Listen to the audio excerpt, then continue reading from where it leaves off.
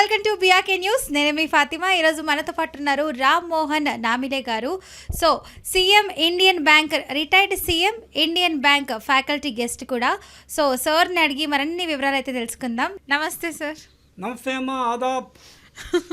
Aadab. Okay sir, ఇందాక మనం credit cards గురించి మాట్లాడుకోవడం ఒక ఎపిసోడ్లో. సో ఇప్పుడు క్రెడిట్ కార్డ్స్ యూస్ చేస్తున్నారు చాలామంది. సో వాళ్ళకి సిబిల్ అన్నది పడిపోతుంది అనమాట. సో మేజర్లీ సిబిల్ అన్నది ఎంత ఉంటే బెటరే, ఎందుకంటే క్రెడిట్ కార్డ్స్ యూస్ చేసి కట్టకుండా మీరు చెప్పినట్టు ఒక 1 month తర్వాత మళ్ళీ 1 month ఛార్జెస్ పడతాయి. 47 days అయ్యిందంటే మళ్ళీ కట్టుకోవాల్సి వస్తుంది, ఛార్జెస్ పడతాయి అని అంటున్నారు. సో ఇవన్నీ పడుతూను సిబిల్ స్కోర్ కూడా డౌన్ అయిపోతుంది. సో అలాంటి సిబిల్ స్కోర్ అన్నది పెరగాలి అంటే ఏం చేస్తే మంచిది? సిబిల్ స్కోర్ అంటే ఏమమ్మా యాక్చువల్గా, అంటే నీ అండర్స్టాండింగ్ ప్రకారంగా? సిబిల్ స్కోర్ అంటే అదొక అర్హత. మనం ఏదైనా వస్తువు తీసుకోవాలి, సో పేమెంట్ కట్టాం కరెక్ట్గా అన్నప్పుడు ఇంకొకటి తీసుకోవాలనడానికి మన సిబిల్ స్కోర్ అనేది important. Financial transactions across the banking sector. అవును సార్. It is tracked. ఇప్పుడు ఏదైనా బ్యాంకులో లోన్ తీసుకోవడానికి మనం పోతున్నప్పుడు bank has access to the CIBIL website. అవును. And based on our PAN card they will know our CIBIL score. Yes. అది బాగున్నప్పుడే లోన్ ఇస్తారు. అవును. ఆ లోన్ ఇచ్చిన తర్వాత వాళ్ళు ఆ లోన్ మనం సరిగా టైంకి కట్టలేదనుకోండి, EMIs delayed or you are under OTS. What is OTS అమ్మా? వన్ టైం సెటిల్మెంట్ అనే ఒక కాన్సెప్ట్ బ్యాంకింగ్లో. అంటే బ్యాడ్ డెట్, గుడ్ డెట్ ఒకటి. గుడ్ డెట్ అనము, డెట్ అంటాము. సరిగా టైంకి కట్టకపోతే దాన్ని తీసే బ్యాడ్ డెట్. ప్రుడెన్షియల్ నామ్స్ అని బ్యాంకింగ్లో ఒక సిస్టము. 3 months వరకు ఓకే, 3 months దాటిన తర్వాత కూడా కట్టకపోతే దిస్ ఇస్ ఎ డౌట్ఫుల్ 1, 2, 3 అట్లా అనేసి ultimately it goes to the NPA, non performing asset కేటగిరీకి పోయి. అంటే ఇప్పుడు ఆ 1 time సెటిల్మెంట్ అనేది చేసేసుకుంటే సో ఆ తర్వాత కూడా అంటే అసలు తీసేసుకుంటారు కదా, వడ్డీ అలానే ఉంటుంది. అలా అని కాదమ్మా. 1 time సెటిల్మెంట్ అంటే ఎగ్జాంపుల్ చెప్తాను. 50 లక్షలు కట్టేది ఉంది, నువ్వు కట్టట్లేదు, సరే నీకు 10% తగ్గిస్తాను, 45 లక్షలు కట్టు. మాఫీ అంటారు. మాఫీ. కానీ అలా చేయకూడదు, అసలు నమ్మకూడదు అంటారా? నమ్మకూడదని కాదు, యూ కెన్ డూ ఇట్. కానీ నీ క్రెడిట్ హిస్టరీ అంటే సిబిల్ అంటే ఇట్స్ ఏ క్రెడిట్ హిస్టరీ. అవును, అది తగ్గిపోతుంది కదా సార్ అలాంటప్పుడు. తగ్గిపోతుందని నేను చెప్తున్నా. ఓటీఎస్కు వెళ్ళకుండా ఓటీఎస్కి వెళ్ళాల్సిన అవుతుంది. ఓటీఎస్ఏ కాకుండా ఇంకోటి ఉంది చిన్న లోన్స్లో. సార్ ఇప్పుడు మీరు చెప్పినట్టు 1 time సెటిల్మెంట్ అన్నది చేసుకున్నారే అనుకోండి, ఇప్పుడు ఆ 50 lakhsలో 45 కడతారనమాట. సో మిగతా 5 lakhs అలానే ఉండిపోతాయి కదా.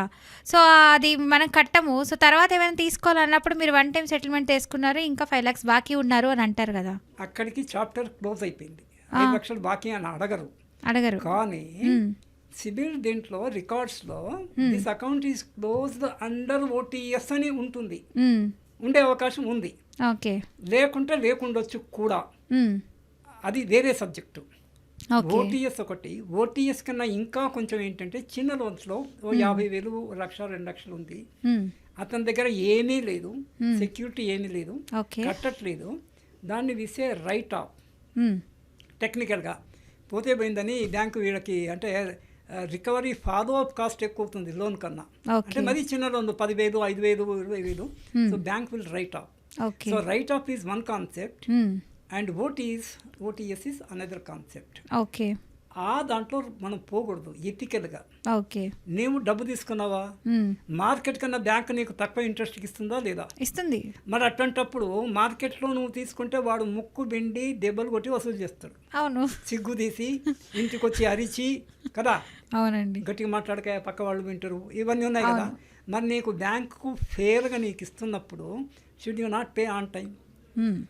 నీకు జినైన్ రీజన్స్లో కనుక కట్టలేకపోతే రీషెడ్యూల్ అనేది ఒక ఆప్షన్ ఉంది. రీఫేసింగ్, రీషెడ్యూలింగ్, రీస్ట్రక్చరింగ్ అని.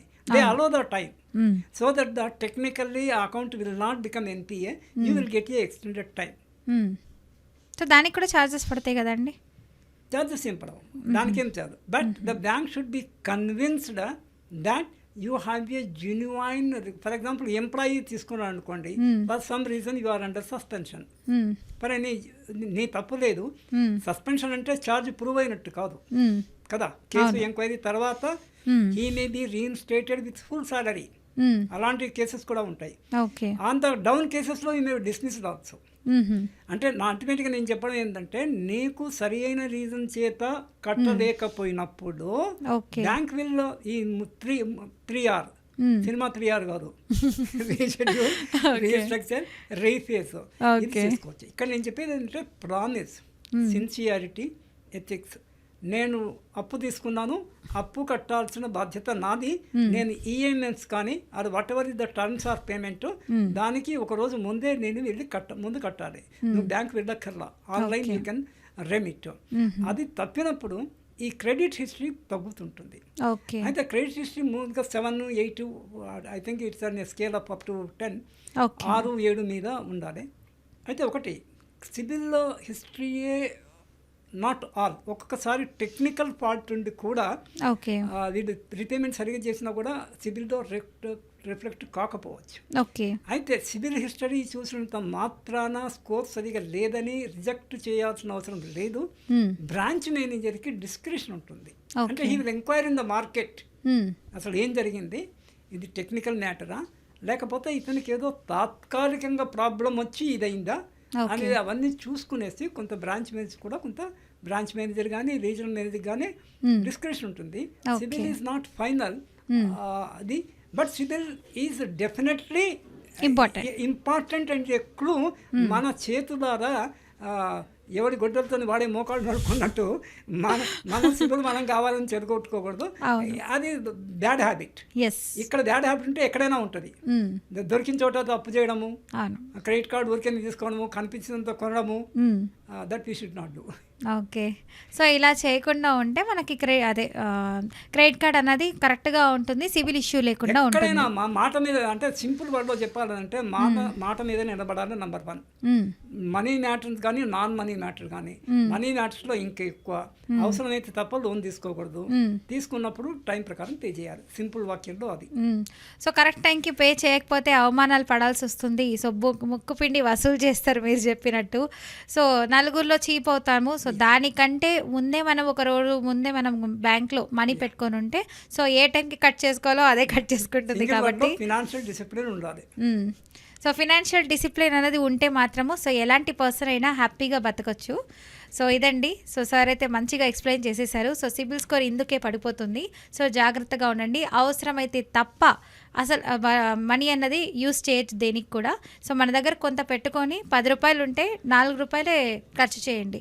రిమైనింగ్ మనీ అంతా మీరు పెట్టుకోండి. అలా ఉంటేనే ఫినాన్షియల్ స్టేటస్ మీది బాగుంటుంది. థ్యాంక్ యూ అండి.